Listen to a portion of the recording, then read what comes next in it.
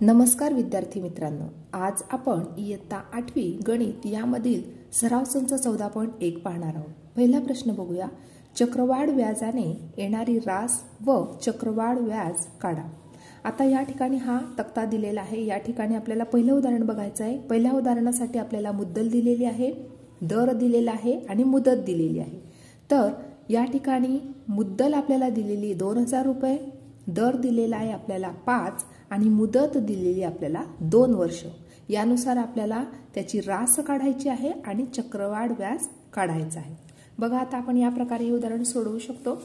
सुरुवातीला आपल्याला ज्या दिलेल्या गोष्टी आहेत त्या या प्रकारे आपण मांडून घेतल्या, मुद्दल, दर आणि मुदत या प्रकारे।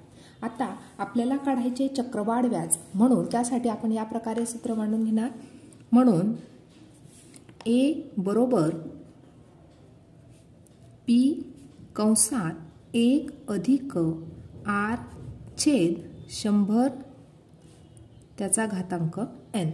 बघा आता या ठिकाणी P म्हणजेच काय तर मुद्दल, R म्हणजेच काय तर दर आणि n म्हणजेच काय तर मुदत। त्याला A म्हणजेच काय तर या ठिकाणी आपल्याला रास मिळणार। A म्हणजे काय मिळणार, या ठिकाणी रास मिळणार आणि नंतर आपल्याला त्याचं चक्रवाढ व्याज मिळणार। बघा आता या ठिकाणी किमती भरून घेऊ। P ची किंमत दिलेली 2000 कंसात 1 अधिक R ची किंमत किती आहे 5 छेद 100 त्याचा घातांक किती दिलेला आहे, n ची किंमत आहे 2 म्हणून 2। आत्ता व्यवस्थित बघा विद्यार्थी मित्रांनो, कारण या ठिकाणीच तुमचा गोंधळ उडतो की नेमकं करायचं काय। बरोबर 2000 आता कंसात बघा, आता या ठिकाणी 5 छेद 100 दिलेले आहे, परंतु 1 छेद दिलेला आहे का नाही, म्हणजेच 1 छेद 1 आहे। म्हणजे आता या ठिकाणी याचा छेद आहे 1, याचा छेद आहे 100। म्हणजे आपण जर दोघांचे छेद समान नाहीये तर आपण वरच्या अंशांची बेरीज करू शकत नाही, म्हणून आपण या प्रकारे तिरकस गुणाकार करणार। 1 गुणेला 100 केलं तर आपल्याला मिळणार 100 अधिक 1 गुणेला 5 केलं तर मिळणार 5 आणि छेद 1 गुणेला 100 केल्याच्या नंतर 100 मिळणार, त्याचा घातांक 2। या प्रकारे करून घेतलं म्हणजे आता या ठिकाणी आपल्याला दोघांचा जो छेद मिळाला आहे तो समान मिळाला आहे, तो म्हणजे 100। बरोबर 2000 कंसात या दोघांची बेरीज केली तर मिळालं आपल्याला 105 छेद 100 त्याचा घातांक 2। आता या ठिकाणी हे जे दिलेलं आहे याचा घातांक 2 म्हणजे ही जी संख्या आहे ही 2 वेळेस आपण लिहू शकतो या प्रकारे। बरोबर 2000 गुणेला 105 छेद 100 गुणेला 105 छेद 100। आपण 2 वेळेस का लिहिली, कारण त्याचा घातांक 2 होता, त्याचा वर्ग होता, म्हणजेच तो आपण 2 वेळेस त्यांचा गुणाकार करून घेतला। आता या ठिकाणी 2 0 आपण कट केले, 1 0 हा 1 0 कट झाला। आता राहिलं काय, बरोबर 2 गुणेला 105 गुणेला 105 छेद 10 हे आपल्याला या ठिकाणी बाकी राहिलं। आता या ठिकाणी 2 आहे, या ठिकाणी 10 आहे, म्हणून बे 1 बे, बे 5 10 या प्रकारे आपण करून घेतलं। बरोबर 2 आता बघा या ठिकाणी 2 तर कॅन्सल झालेले आहे, म्हणजे आता या ठिकाणी फक्त 1 उरला। 1 गुणेला 105 केले तर 105 गुणेला 105 या प्रकारे आपल्याला करायचे, म्हणजे राहिलं काय तर 105 गुणेला 105 छेद 5। बरोबर आता 5 ने आपण याला भागून घेऊ। 5 1 5, 5 दुनी 10 आणि 5 1 5, म्हणजे आपल्याला मिळालं 105 गुणेला 21। आता या दोन्ही संख्यांचा आपण गुणाकार केला तर आपल्याला मिळणार A ची किंमत। A म्हणजेच काय तर रास, म्हणजे आता आपण या ठिकाणी रास काढू शकतो। आता यांचा आपण करणार गुणाकार। या ठिकाणी बघा 105 गुणेला 21 यांचा गुणाकार करून घेऊया आपण। बघा आता या ठिकाणी आपल्याला गुणाकार करायचा आहे 21 गुणेला 5, 21 5 105, 5 हच्चेला 10, 21 0 0 0 अधिक 10 10, 10 शी 0 हच्च्याला 1, 21 1 21 आणि 1 22, म्हणजे 2205 ही किंमत आपल्याला काय मिळाली, रास मिळाली। म्हणून लिहिणार आपण रास बरोबर 2205 रुपये। आता आपल्याला काढायचं आहे व्याज, म्हणून चक्रवाढ व्याज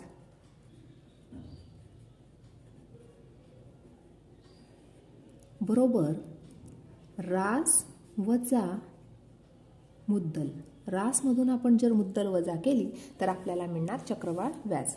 बरोबर.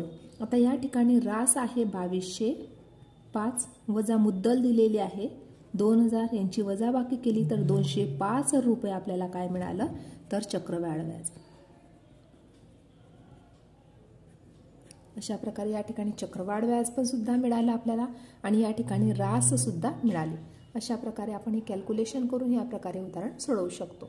दुसरं उदाहरण बघूया. बघा आता या ठिकाणी आपल्याला मुद्दल दिलेली आहे 5000 रुपये, दर दिलेला आहे 8% आणि मुदत दिलेली आहे n बरोबर 3 वर्ष.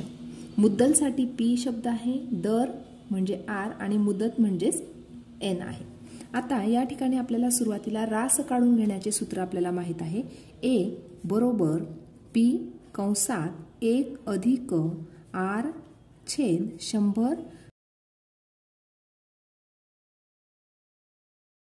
या ठिकाणी या प्रकारचे सूत्र मांडून आपण रास काढून घेऊ शकतो. आता या ठिकाणी सूत्रामध्ये आपण किमती भरूया. P ची किंमत माहिती आपल्याला 5000 कंसात 1 अधिक R ची किंमत आहे 8 छेद 100, त्याचा घातांक किती दिलेला आहे n ची किंमत 3. आता या ठिकाणी पुन्हा दोन्हींचा छेद समान नाहीये, एकाचा छेद आहे 1 म्हणजे या ठिकाणी छेद समान नाहीये, त्यामुळे वरच्या अंशांची आपण बेरीज करू शकत नाही. सुरुवातीला छेद समान करून घेण्यासाठी आपल्याला या प्रकारे तिरकस गुणाकार करून घ्यावा लागेल. म्हणजे बघा या प्रकारे मिळणार 5000 जसे आहे तसेच तसे कंसात 1 गुणेला 100 100 अधिक 1 गुणेला 8 8 छेद 1 गुणेला 100, यांचा गुणाकार झाला 100, त्याचा घातांक 3. या प्रकारे आपण मांडून घेतलं. बरोबर 5000 कंसात या दोन्हीची बेरीज करून घेतली तर आपल्याला मिळाले 108 छेद 100, त्याचा घातांक 3. घातांक 3 असल्यामुळे या संख्येचा आपण 3 वेळेस गुणाकार करू शकतो. म्हणून 5000 गुणेला 108 छेद 100 गुणेला 108 छेद 100 गुणेला 108 छेद 100 या प्रकारे.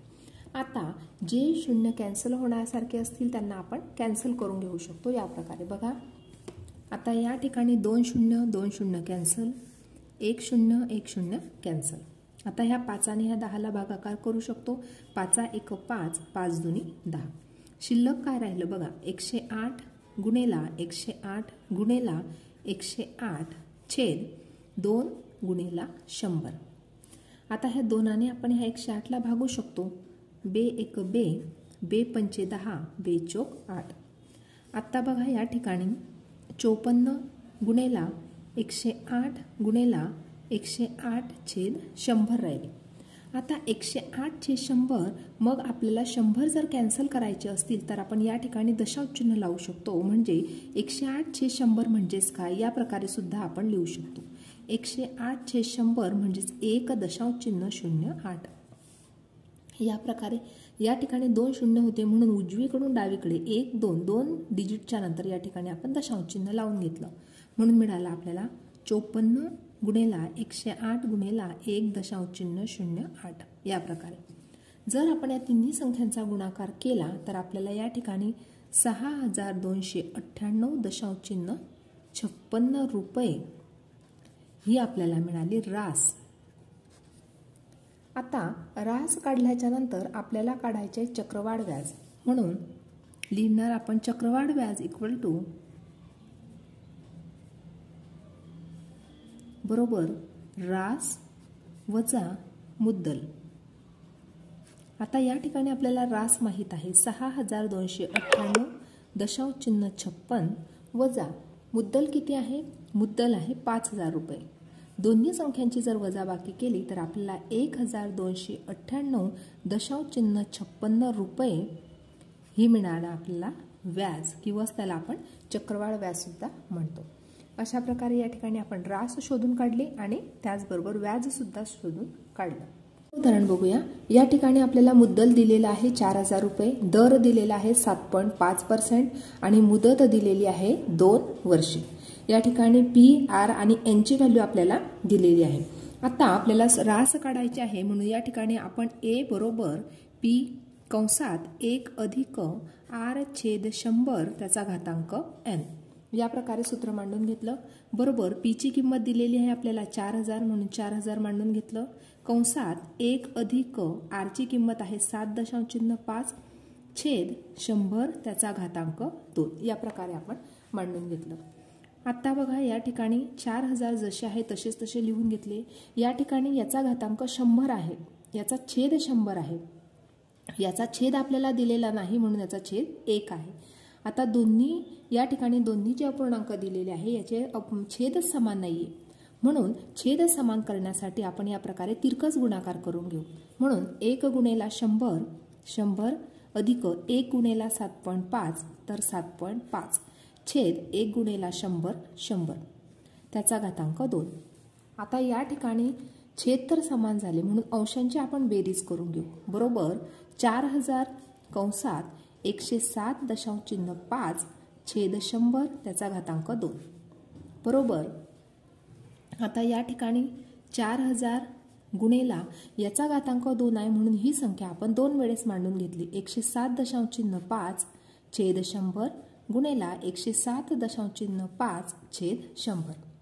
आता या ठिकाणी 2 0 2 0 कॅन्सल, 1 0 1 0 कॅन्सल. या प्रकारे आता 2 दुनी 4 2 पंचे 10 या प्रकारे.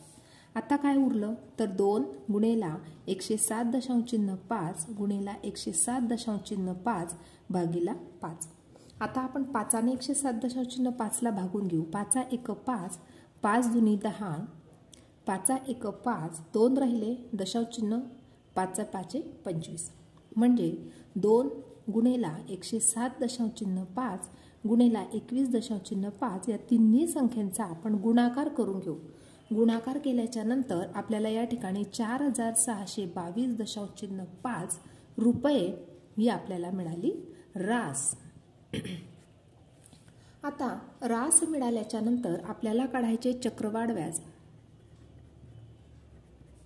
म्हणून चक्रवाढ व्याज बरोबर रास वजा मुद्दल. आपल्याला रास मिळालेली आहे 4622.5 वजा मुद्दल दिलेली आहे 4000 रुपये. बरोबर आता दोन्ही संख्यांची आपण वजाबाकी करून घेऊ. बघा वजाबाकी करताना सुद्धा तुम्ही चुका करतात. 4622.5 वजा 4000 ही संख्या पूर्ण संख्या या ठिकाणी या प्रकारे लिहून घेतली. दशांशचिन्ह 0 म्हणून वजाबाकी केल्याच्या नंतर आपल्याला उत्तर या प्रकारे मिळाले 622.5 रुपये हे मिळाले आपल्याला चक्रवाढ व्याज. अशा प्रकारे या ठिकाणी आपल्याला रास सुद्धा मिळाले आणि चक्रवाढ व्याज सुद्धा मिळाले. प्रश्न क्रमांक 2 बघूया. समीर रावांनी एका पतपेढीतून 10.12 दराने 3 वर्षासाठी 12,500 रुपये कर्ज घेतले, तर त्यांना तिसऱ्या वर्षअखेर चक्रवाढ व्याज आकारणीने एकूण किती रुपये परतफेड करावी लागेल. बघा विद्यार्थी मित्रांनो, आता या ठिकाणी या उदाहरणामध्ये आपल्याला दर दिलेला आहे, किती टक्क्यांनी दिले आपण ते दशादशे दर दिलेला आहे, किती वर्षासाठी दिला ती मुदत दिलेली आहे आणि किती रुपयांचे कर्ज घेतले ते दिलेले आहे. म्हणजे पी, एन आणि आर या तिघी किमती आपल्याला दिलेल्या आहे. आता आपल्याला या ठिकाणी एकूण किती रुपये परतफेड करावी लागेल ते आपल्याला शोधून काढायचे, म्हणजेच आपल्याला रास काढायची आहे. म्हणून आपण या चक्रवाढ व्याज काढण्याच्या सूत्राचा वापर करूया आणि आपण रास शोधून काढूया. बघा या प्रकारे आपण लिहू शकतो. सुरुवातीला आपल्याला जे जे दिलेलं आहे ते आपण या प्रकारे लिहून घेतलं. मुद्दल, दर आणि मुदत या प्रकारे लिहून घेतलं. नंतर सूत्राचा वापर करूया. ए बरोबर पी कंसात 1 अधिक आर छेद 100 त्याचा घातांक एन. बरोबर पीची किंमत दिलेली आहे आपल्याला 12,500 कंसात 1 अधिक आरची किंमत किती आहे 12/100 त्याचा घातांक 3. बघा आता या ठिकाणी छेद समान नाहीये. या ठिकाणी 1 आणि 12 हे अंश दिलेले आहे, यांचे छेद समान नाहीये. म्हणून छेद समान करण्यासाठी आपण या प्रकारे तिरकस गुणाकार करू.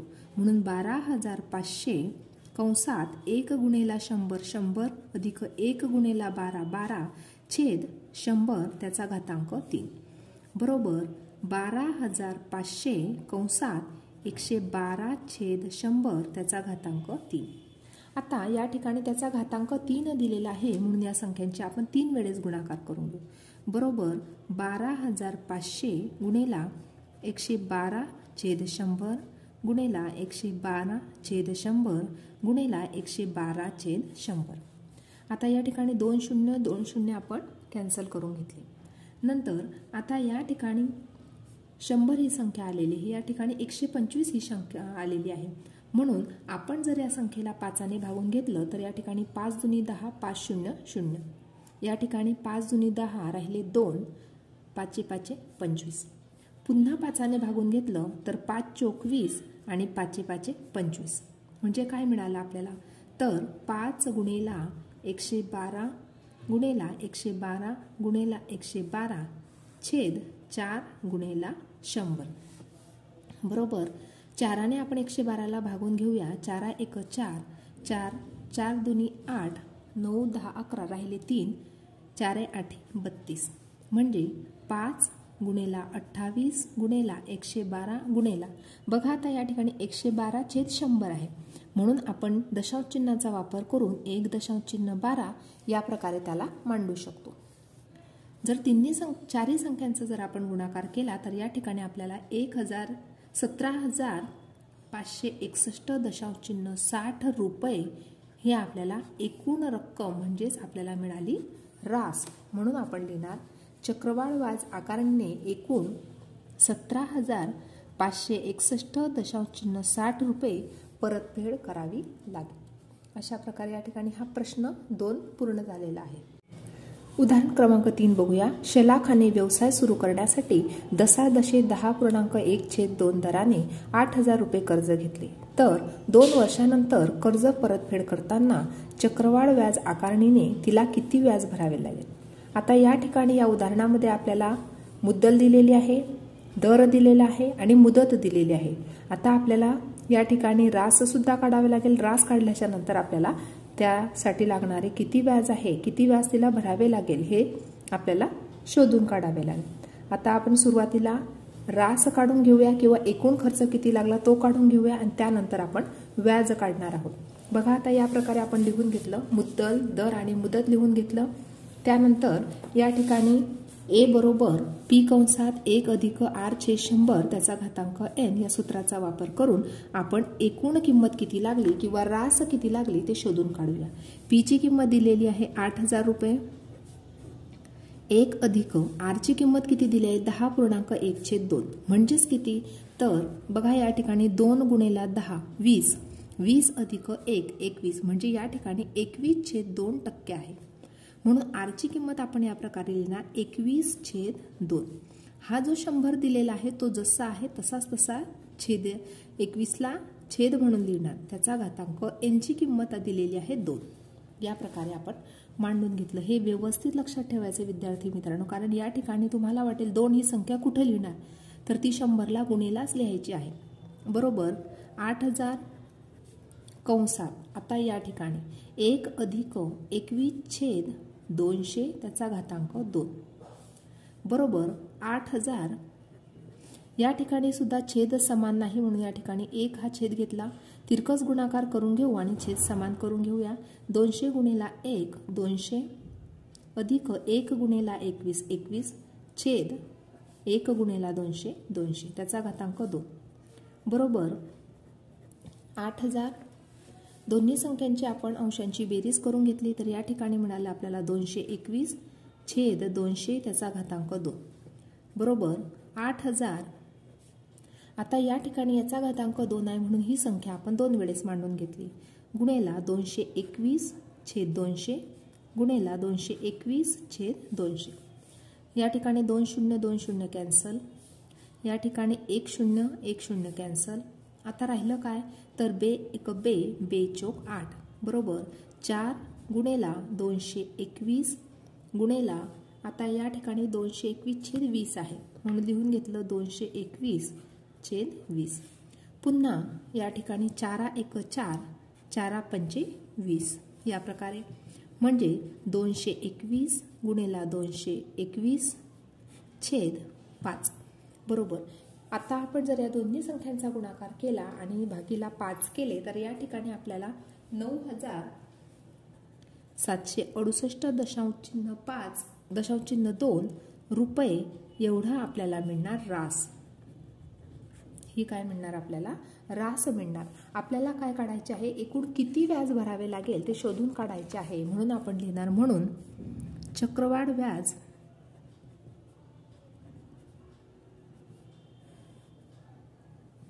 बरोबर रास वजा मुद्दल। रास माहिती आपल्याला 9,768.2 वजा मुद्दल दिलेले आहे 8,000 बरोबर। आता या दोन्ही संख्यांची आपल्याला करायची वजाबाकी बघा या प्रकारे 9,768.2 वजा 8,000 पूर्ण संख्या या प्रकारे लिहून घेतली दशांशचिन्ह 0 2 दशांशचिन्ह 8 6 7 आणि 9 वजा 8 1 म्हणजे 1,768.2 रुपये एवढे काय लागले? व्याज लागले। अशा प्रकारे सुरुवातीला आपण रास शोधून घेतली आणि रास मिळाल्याच्या नंतर आपण व्याज शोधून काढले।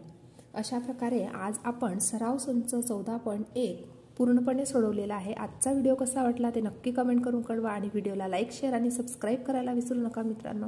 धन्यवाद।